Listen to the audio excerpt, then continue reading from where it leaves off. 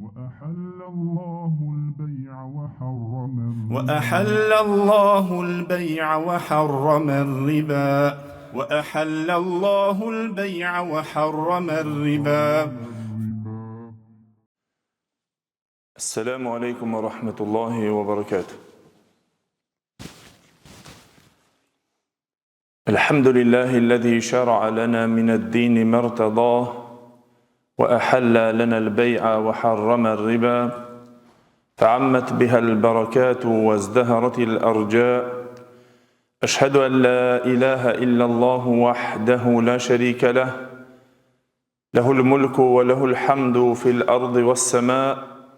وأشهد أن نبينا وحبيبنا وشفيعنا محمد رسول الله إمام المرسلين وخاتم النبيين وصفوة خلق الله أجمعين.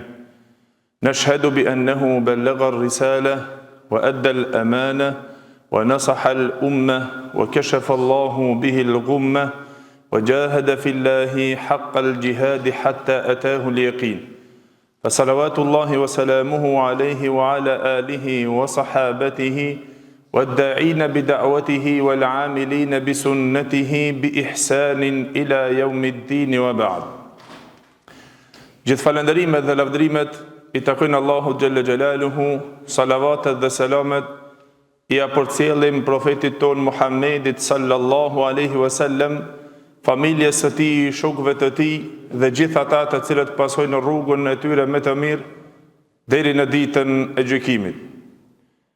Të nderuar vëllezër, me të vërtetë se shariati I lartë fisnik I Islamit ka ardhur me çdo send e cila është e dobishme, është e vlefshme dhe është e shëndetshme për njerëzimin, dhe se na ka sqaruar çdo send e cila është e dobishme dhe është shërim dhe është e vlefshme për logjikën tonë, për fizikun tonë dhe për fenë tonë. Gjithashtu, na ka paralajmëruar për çdo send e cila është e dëmshme për logjikën tonë, për fizikun tonë dhe për fenë tonë.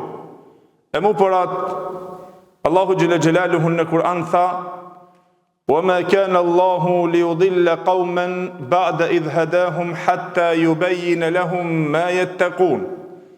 Tha Allahu Gjelle Gjelaluhu, Allahu asnjëherë nuk është që e humb një komb, një popull, pasi që I udhëzoi ato, derisa t'ju shpjegon atyre dhe t'ja sqaron se nga çka të ruhen, çështjet të cilat ju kanosen atyre prej çka të ruhen ato. E padyshim se nga ato dëmet të cilët dëmtojnë logjikën e njeriut dhe dëmtojnë fizikun e njeriut, dëmtojnë dhe fejnë e njeriut, folëm dhe të reguam në dersin e kaluar për një e keqe dhe dëmshme, e cila mundet që të kanos rrezik në besimin e njeriut. Dhe ajo ishte shitja apo blerja apo konsumimi dhe transportimi I idhujve. Gjithashtu vëllezër, nga haramet e ndaluara në vetvete, të cilën u cekën në hadithin e pejgamberit sallallahu alaihi wasallam që transmeton Imam Buhariu dhe Muslimi nga Jabir ibn Abdillah radhiyallahu anhu, I cili tha se Allahu Gjelle Gjelaluhu dhe I dërguari I tij e kanë ndaluar shitjen e alkoolit, coftinës, mishit të derrit dhe idhujve. Na folëm edhe të reguam rreth atyre të cilët I përmendi pejgamberi sallallahu alaihi wasallam për shitjen e alkoolit, shitjen e coftirave dhe shitjen e idhujve. Ngel që nga këto katër të cilët paralajmëroi pejgamberi sallallahu alaihi wasallam për ndalimin e shitjes së tyre është shitja e derrit dhe mishit të derrit dhe çdo sen e cila pra është në përbërjen e tij apo çka nxjerret pra nga përbërja e tij. Çdo sen që ka rrjedh prej tij dhe bëhet prej tij, atëherë pra në to është dispozita sheriatike që ndaloi pejgamberi sallallahu alajhi wasallam të shitet mishi I derrit të shiten dhe gjithashtu pjesët e tij. Dhe mu për ato vëllezër, argumentet të cilët janë ardhur në Kur'an, për shkak se janë aq të prera për ndalimin e konsumimit të derrit, të mishit të tij, dhe mu për atë është cekur në Kur'an, veçantë në këtë lloj të haramit, mishi i derrit. Allahu xhelle xhelaluhu e ka theksuar kur tha se është bërë haram, juve ju janë bërë haram gjërat të cilët i ka ndaluar Allahu xhelle xhelaluhu, dhe ato janë pak dhe numërohen me gishta. Na jemi duke folur vetëm ata të cilët janë të ndaluara, për shkak se ato të cilët janë të lejuara, halal dhe të dobishme, janë të shumta të cilët nuk përfshihen pra në numër apo të cekën. Por gjithherë Allahu xhelle xhelaluhu na paralajmëron për ata të cilët janë në numër të pakta dhe haramet, ndalimet janë shumë të pakta. E mu për atë Allahu xhelle xhelaluhu në Kur'an në ka treguar në 4 ajete, në Kur'an e sjell argumentet pra të ndalimit, të konsumimit, të mishit të derrit, pra ngrënjes së saj, si dhe padyshim se diçka që është e ndaluar, Allahu xhelle xhelaluhu ka ndaluar dhe çmimin e saj. Allahu xhelle xhelaluhu në suratu Baqara fa innama harrama alaykumul maytata wad-dama wa lahmal khinzir wama uhilla bihi li ghayrillah. Allahu xhelle xhelaluhu ajo që ju është bërë haram juve dhe ju është ndaluar, tha është coftira, mishi i derrit dhe si dhe gjaku dhe ata të cilët janë therrur jo në emër të Allahut xhelle xhelaluhu. I njëjti ajet është përsëritur dhe në suratul Nahl me dallim në mesin e tyre, e pastaj në suratul Maide Allahu xhelle xhelaluhu tha hurrimat alaykumul maytatu wad-damu wa lahmul khinziri wama uhilla li ghayrillahi bihi wal munkhaniqatu wa kështu me radhë. Tha Allahu xhelle xhelaluhu ju është bërë haram juve coftira, gjaku, mishi i derrit dhe ata të cilët janë therrur jo në emrin të Allahu xhelle xhelaluhu, pastaj i ceku dhe disa nga kafshët të cilët janë haram pra ngrënia e tyre, e kështu me radhë. Pra në ajetin tjetër, e cila vjen në suratul An'am, Allahu xhelle xhelaluhu tha Qul la ajidu fima uhiya ilayya muharraman ala ta'imin yat'amuhu illa an yakuna maytatan aw daman masfuhan aw lahma khinzir. Thuaja Muhammed sallallahu alaihi wasallam që nuk gjej të ndaluar diçka nga ajo që më është shpallur mua, që kur të dëshiroj që të ha nga ajo haja të cilën ha, përveç nëse është coftir, nëse është gjak i derdhur apo mishi i derrit, fa innahu rijsun. Ato janë të fliqura, ato janë të papastra.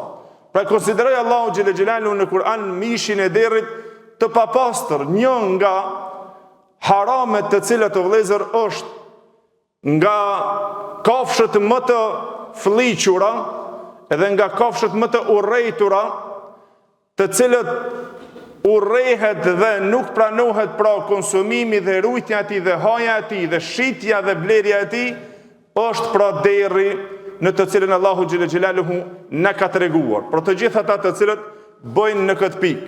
E di që ndoshta te na nuk konsumohet kjo, edhe të gjithë muslimanët e dinë se është haram dhe kjo as që ekziston mundësia që dikush ndoshta as të hanë nga ai, por te na është tema dhe qëllimi që na të njoftohemi me shitjen apo blerjen e këtij produkti. Çdo produkt që ka del nga derri, aty pra qëndron dispozita sheriatike. Çdo produkt dhe çdo pjesë e cila del nga mishi i derrit apo derri, aty pra qëndron dispozita sheriatike. Si qëndron dispozita sheriatike në shitjen e tij dhe në blerjen e tij. Edhe pse ti ndoshta nuk e han, te muslimanët si qëndron kjo çështje, Allahu xhelle xhelaluhu për shkak se është aq i ndyr dhe është i keq, edhe se është i dëmshëm, mishi i tij dhe aq shumë përmban mikrobe të dëmshme derisa as zjarri nuk mund që t'ja mbyt atij, e mu për atë Allahu xhelle xhelaluhu ka cilësuar dhe tha se është i ndyr, fa innehu rijs, ai është i ndyr dhe është i fliqur.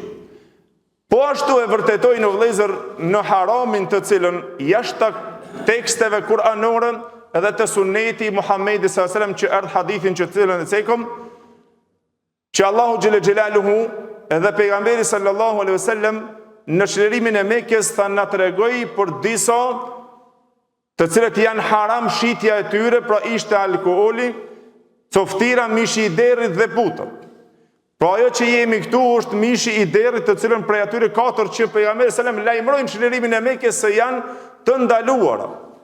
Dietarët o vëllezër janë unanimikisht të gjithë dhe janë të pajtimit një zëri se shitja e derrit është haram dhe blerja e tij.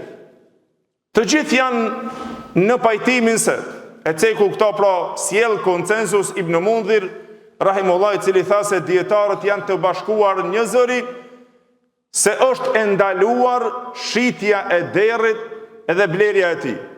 Gjithashtu sjell konsensus, pra do të thonë të gjithë dietarët të cilët janë unanimisht të pajtimit se është e ndaluar dhe është haram. Sjell ixhma dhe Ibn Hajeri rahimahullah, gjithashtu dhe Ibn Battali rahimahullah.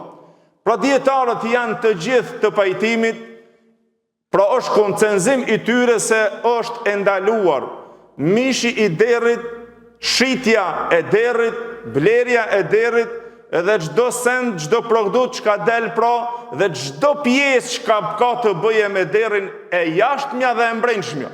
Ke ajo vjami i tij, ke ajo mishi i tij, ke ai në vetvete, ken ato zorrët e tij, pra të gjitha që ka të mbrëmshme, koci i tij, lëkura e tij, apo dhe qimja e tij.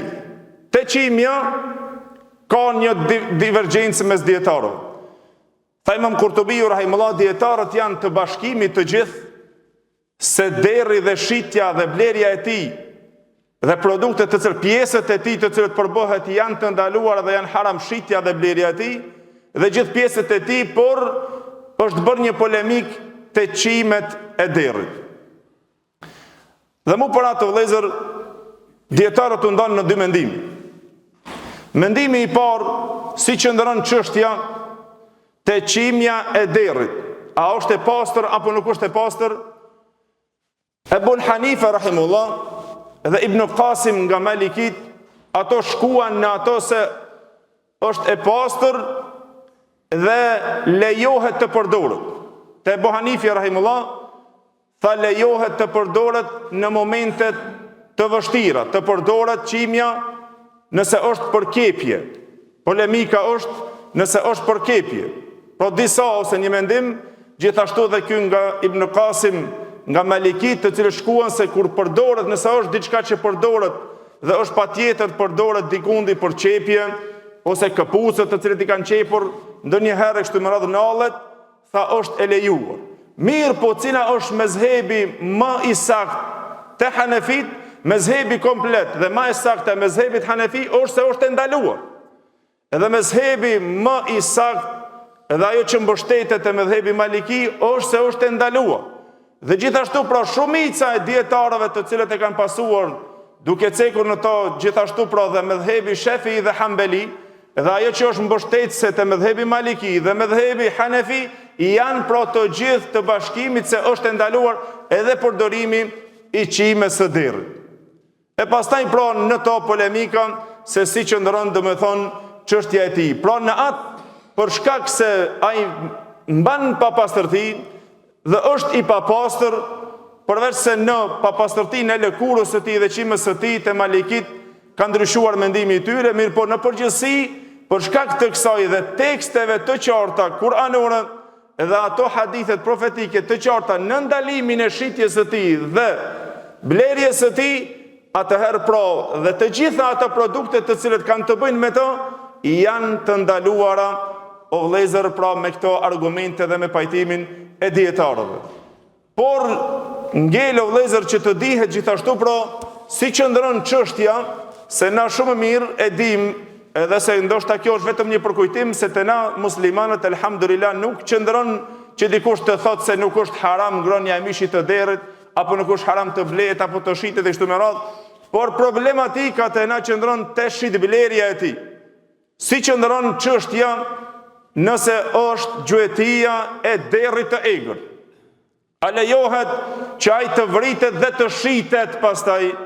Po unë jam musliman, unë nuk e ha as e përdori. Ku e çojon, ku e dërgojon, ku e shesun? Po ja shes jo muslimanëve. A ja shes jo muslimanëve? Si qëndron dispozita këtu? A ke pyetur ndonjëherë se a lejohet që muslimonit ja ushet derrin apo mishin e derrit jo muslimanëve? Në këtë padyshim se dietarët e vëllezër, sikur që u cek ixhmai dhe konsenzimi i tyre dhe pajtueshmëria e tyre, të cilët janë dakord të gjithë për shitjen dhe blerjen e tij, në përgjithësi nuk dalluan ato që muslimanëve nuk guxon me ushit e qafirave jo muslimanëve bën me ushit.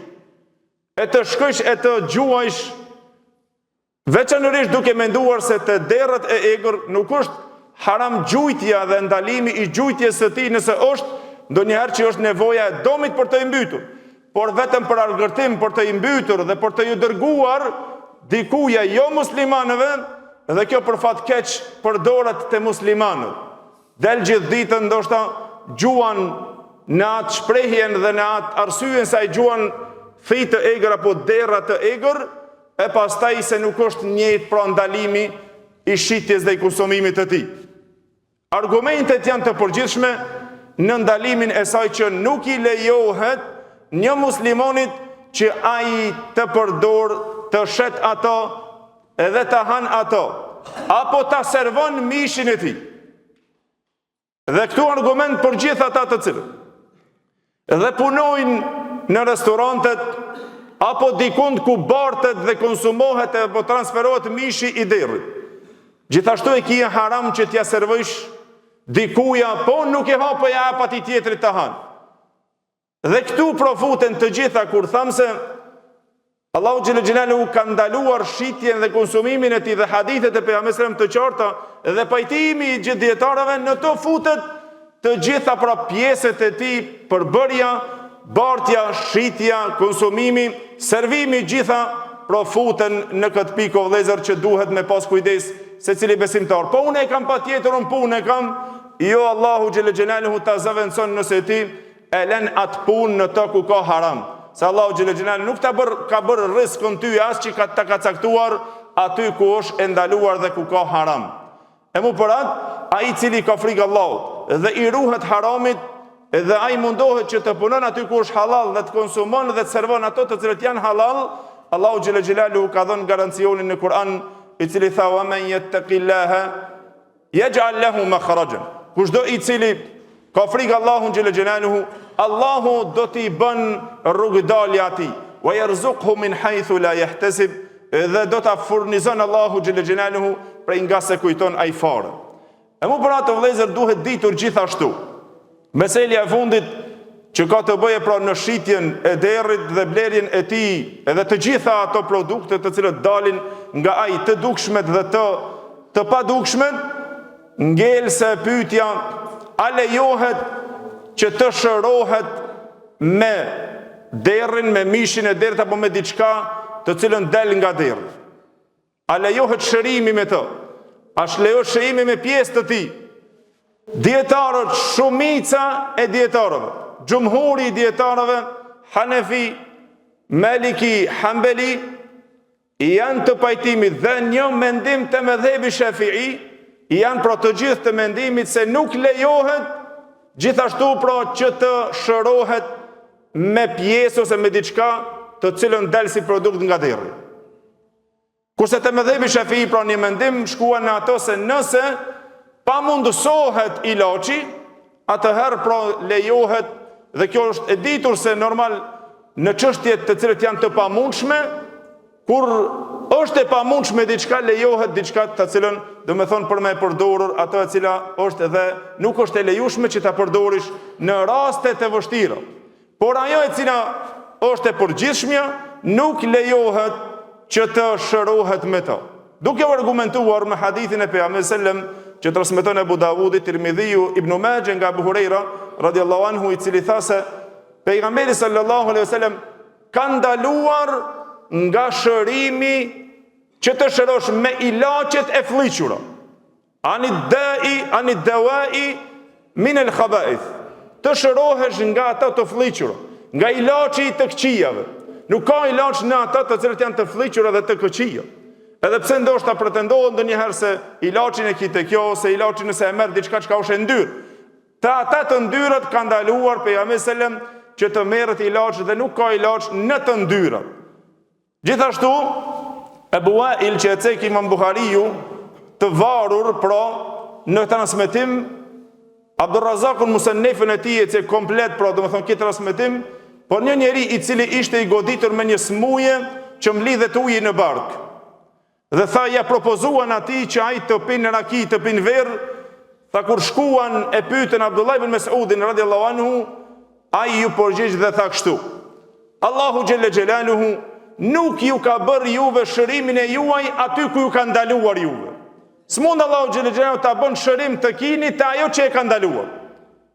Gjithherë pra nuk ka zbritur një sëmundje përveç se e ka ilaçin e saj, po aty ku Allahu xhelle xhelaluhu e ka lejuar. Pra në këto e kuptojmë se ndalimi i shitjes dhe blerjes së derrit edhe të gjitha ata përbërjet, pjesët e tij dhe çdo send që del produkti i tij, pra është haram për besimtarin shitja, është haram blerja, është haram shërimi, është haram servimi, është haram bartja e t'ja dërgojsh atij që s'është musliman, ti ta bartish ose në gjuetin të cilën e përdor të marrish derën e egër dhe t'ja dërgojsh jo muslimanit. Pra në të gjitha këto futen pra në ato që pejgamberi sallallahu alaihi wasallam, hadithin që transmeton Ebu Daudi nga Ibn Abbas radhiyallahu anhu, i cili tha se inna Allaha azza wa jalla idha harrama ala qaumin akala shay'in harrama alaihim thamana. Allahu xhelle xhelalu kur t'ia ndalon një populli hajen e një sendi, tha ai ja u ndalon gjithashtu edhe çmimin e atij sendi.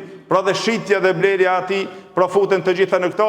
E di që është mesela e njohur dhe e dim të gjithë, por disa pika të shkurta që meriton që na të njoftohemi dhe të i dim se si qëndron çështja, që ndoshta ndonjëherë harrojmë dhe konsumojmë apo servojmë apo dërgojmë dikuje duke menduar se na mund të ju dërgojmë jo muslimanëve në këtë pikë se vetëm te muslimanët është ndaluar e jo te jo muslimanët. Kështu pra qëndron çështja në këtë pikë të shkurt. Pra lutim Allahun xhelalu xhelalu që Allahu të na mëson fenë e tij dhe të na bën nga pasuesit e drejtë të cilët pasojnë rrugën e tij. Wa aqulu qawli hadha astaghfirullahi li wa lakum walhamdulillahi rabbil alamin.